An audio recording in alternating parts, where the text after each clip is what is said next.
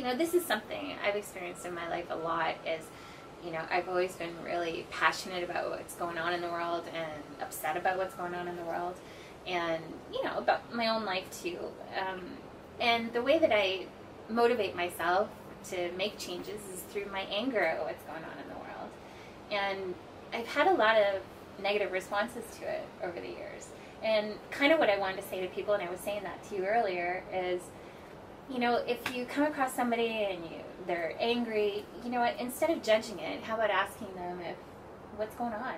You know, there's a reason why you feel angry. How about engaging them and saying, oh, what's going on? You know, everybody has a story. Everybody has a reason to feel what they're feeling, and those reasons are viable and good, and the emotions are not bad. You know, we tend to judge emotions as good or bad, and that's just not true. Emotions show us something about ourselves. They always show us who we are and what's important to us, and we have to embrace them. And I think when you see someone experiencing a strong emotion, whether it be, you know, anger or other something aggressive or even really good, I find if you try to connect and, you know, realize, hey, I've got my own anger stuff. Yeah, totally, and, right? you know, I've got my own this or that, and what she's going through may look differently than mine, but it's the same. It's all the same stuff.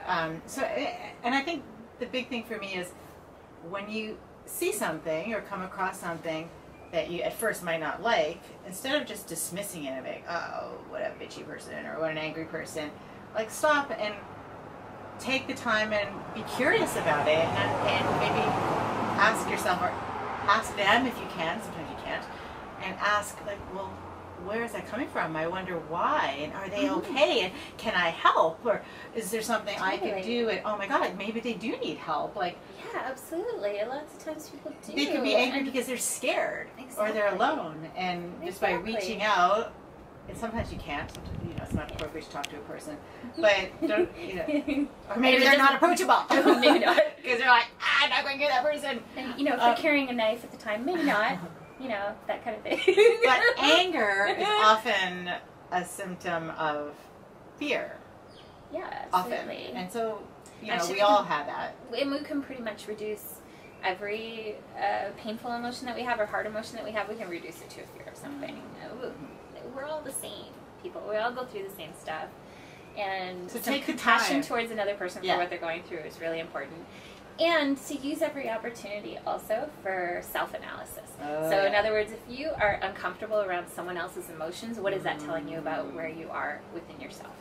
Yes. And if there's one thing I always have wanted to say to people, especially with my counseling background, is if you're uncomfortable with someone else's emotions and what they're going through, that's telling you something about you, and you can use it as a learning opportunity for you instead of judging what another person's going through. Yeah. Yeah, and if we all approached each other that way, we would have a much better world. Yeah, and like, who are we to judge? Like, really? Have you never done anything wrong in your life, ever?